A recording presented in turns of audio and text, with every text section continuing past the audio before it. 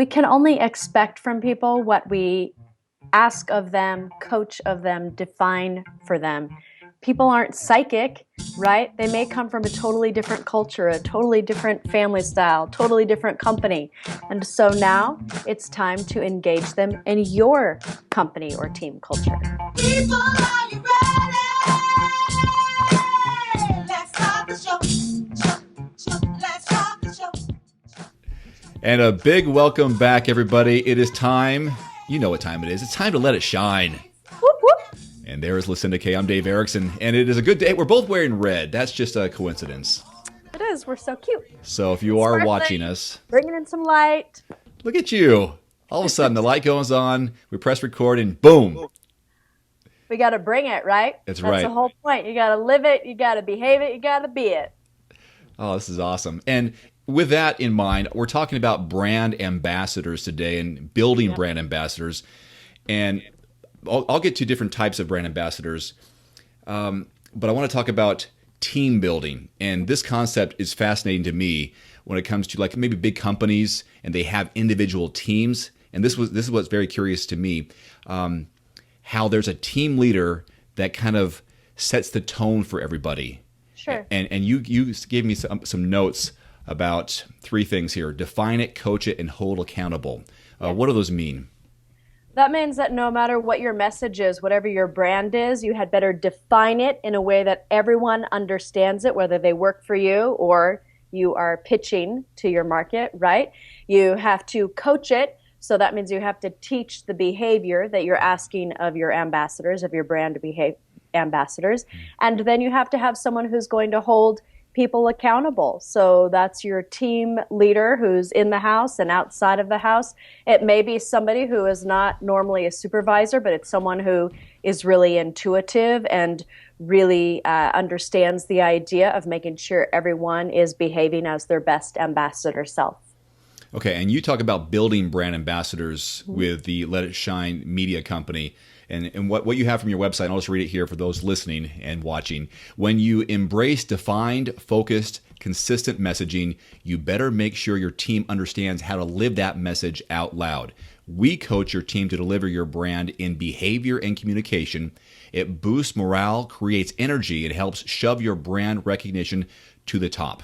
That's right. Ooh, sounds pretty good. Who wrote that? I think someone very smart wrote that.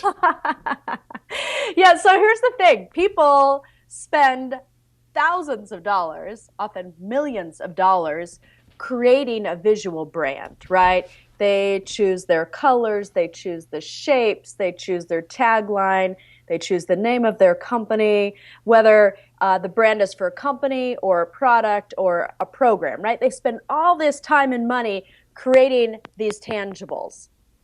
And then they forget to coach their team on how to live that branding out loud. And so that means it just falls flat. For example, Let It Shine. Obviously, I'm about light and energy and positivity.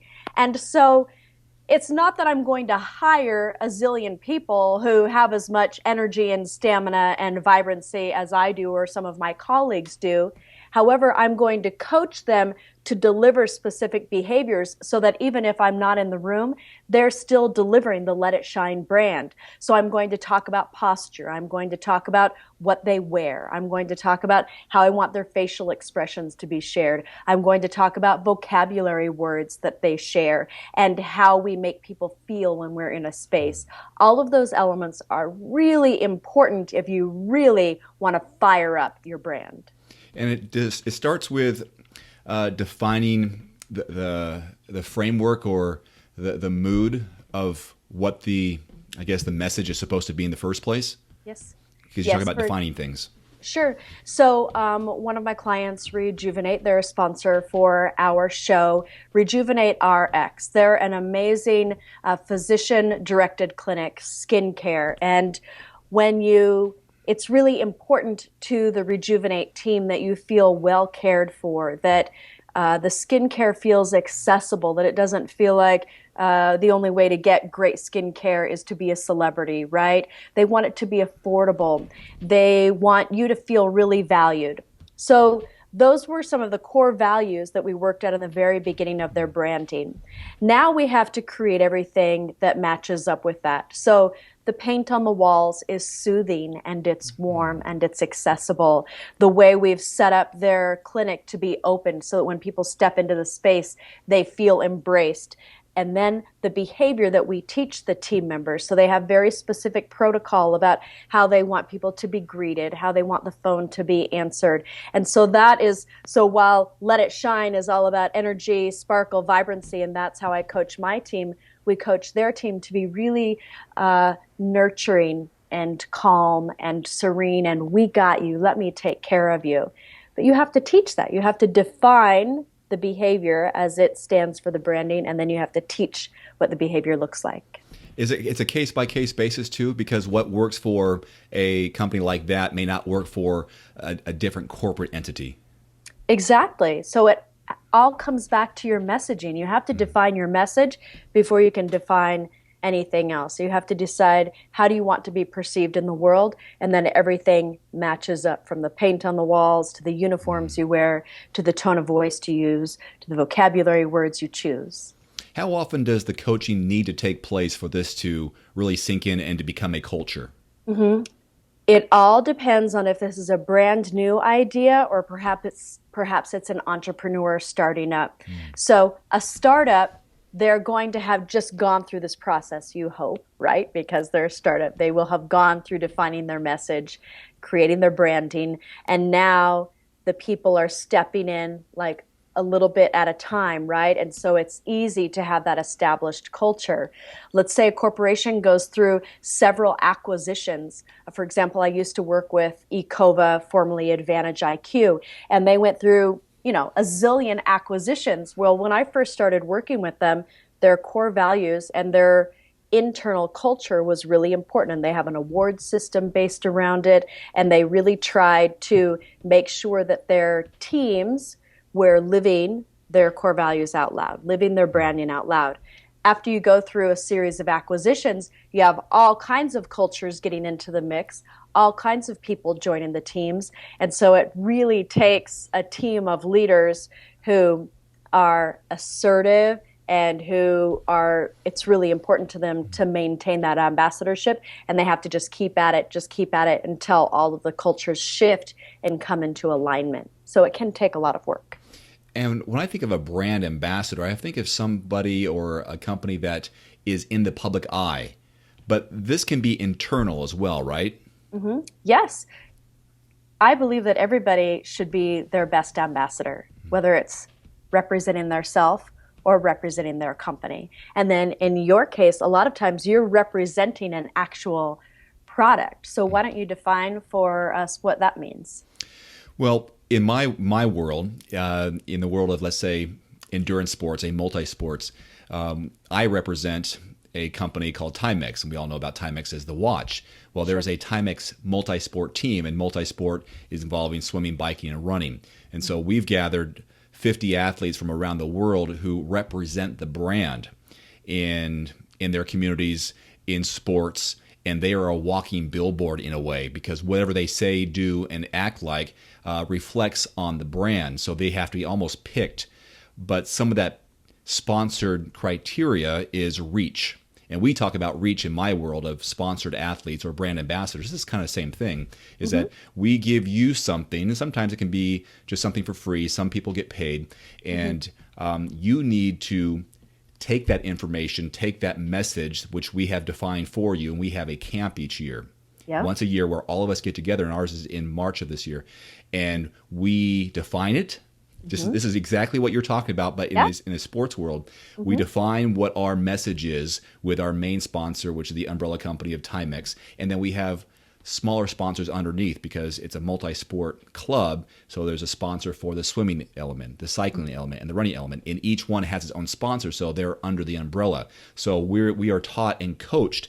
Here's what this product does, and this is how we'd like you to share it with people, but we want to give you the positives and negatives, if there are any negatives, and your competition. So we need to know the big picture of the space. Sometimes they call it the space, the running space, the cycling space, the swimming space.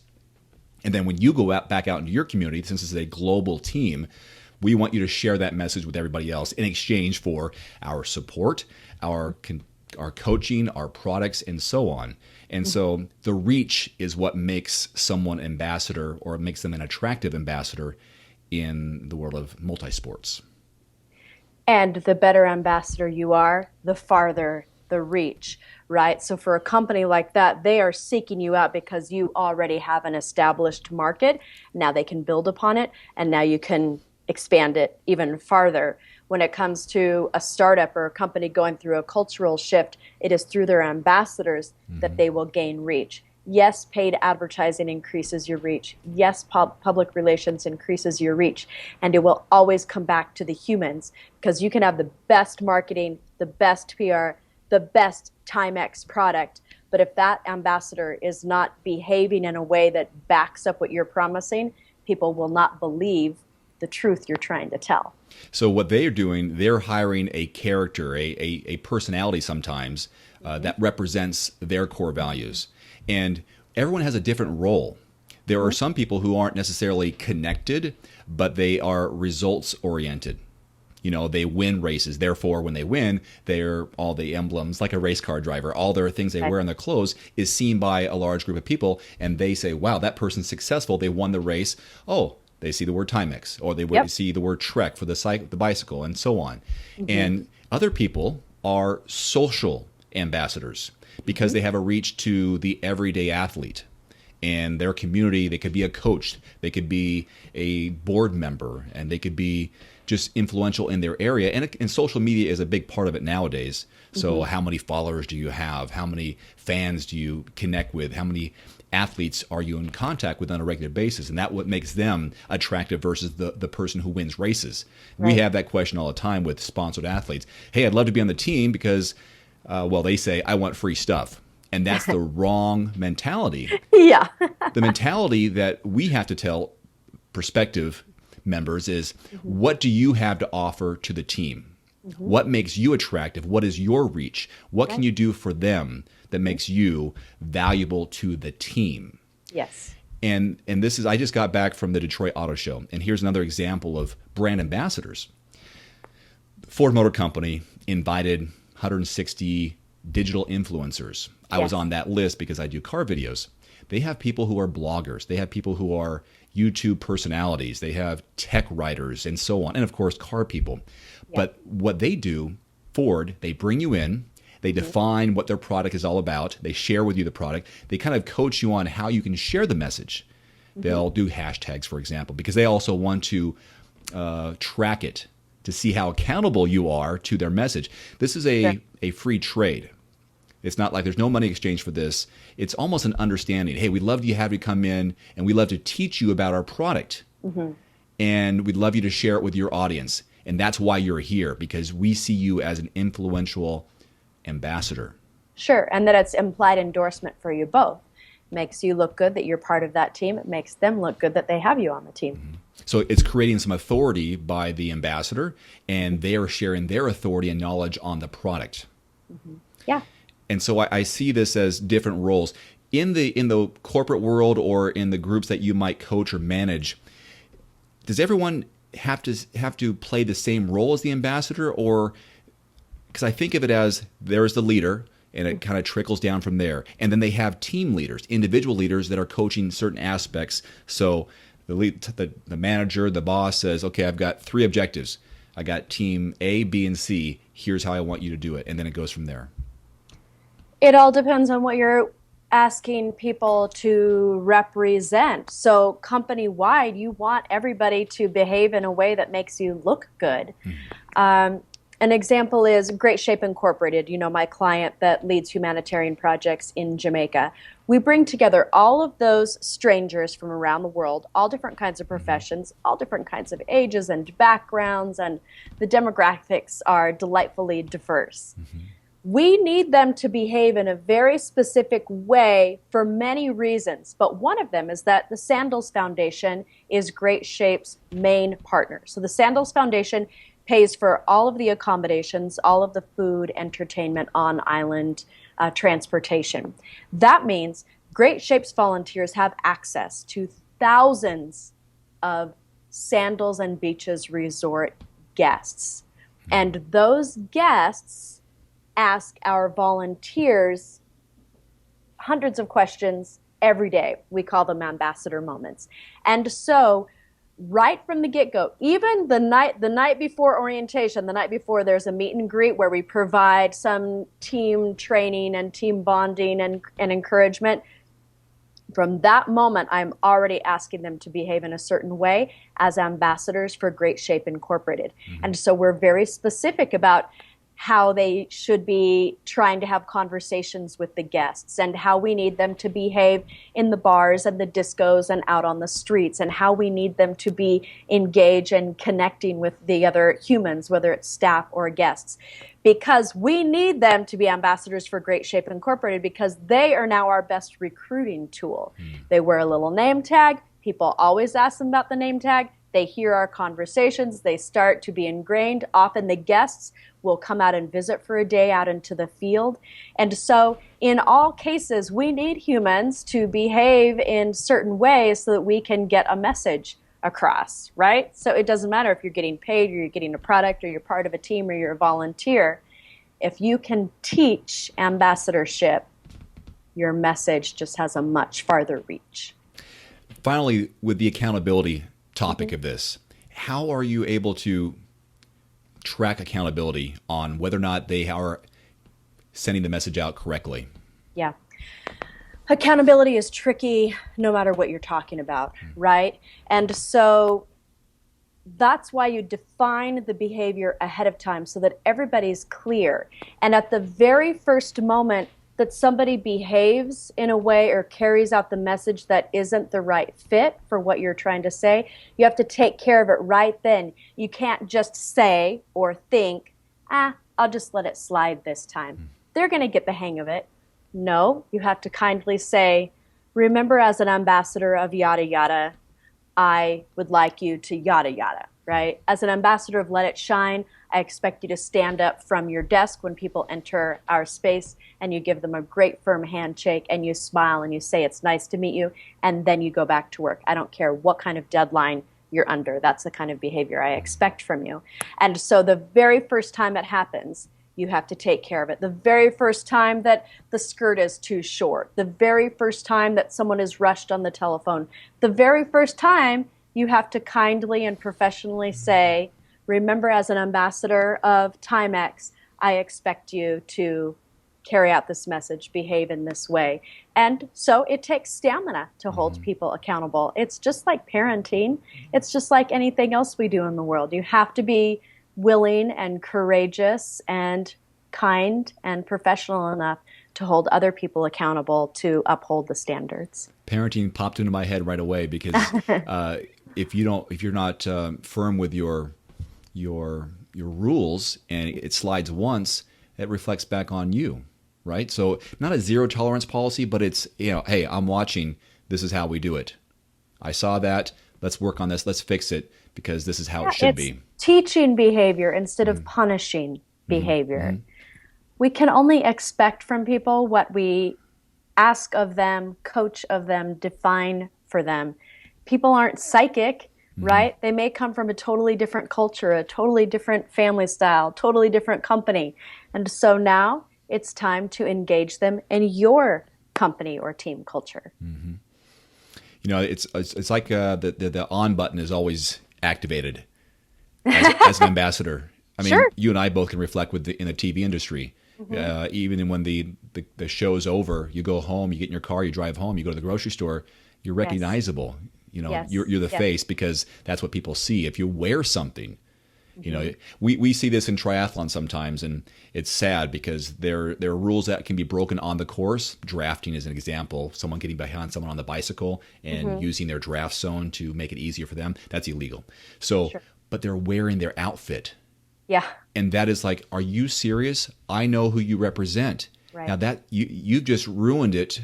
I have a bad example now. I can connect your illegal behavior, breaking the rules, with that company, and I'm even though I don't mean it, but I think, oh, they must approve of that because this athlete is breaking the rules and they're allowed to wear their outfit. Yeah, I don't know if you watched the State of the Union address by President Barack Obama last night, but it doesn't matter what your philosophies are. Watching it, you saw people behaving in a rude way in the way they were listening to his speech. That just makes all of their constituents look bad, and it makes them look small, So yes, it can be exhausting to always be on and to always be aware of your branding that you're representing. However, once it's defined and coached and encouraged in a positive way, it's not about making people toe the line. It's about making sure people are behaving as their best selves on your behalf. And that should feel really good, and it should have lots of celebration around it and lots of positivity around it. And if all of us around the world were more aware of behaving as our very, very best selves, as behaving as ambassadors, you're going to have more energy in the end, and you will certainly every moment be more aware of truly letting it shine. Well, this has been a great talk on building brand ambassadors and being a representative for a company. Lucinda Kay, very, very good. Thank you very much. If you want to watch us, you can watch us on YouTube. And of course, subscribe to us on iTunes. Yes, great to see you. We'll see you next time. Bye-bye. Don't let me hear you say life's taking you nowhere. Angel, look at that sky, life's begun. Nights are warm and the days are young.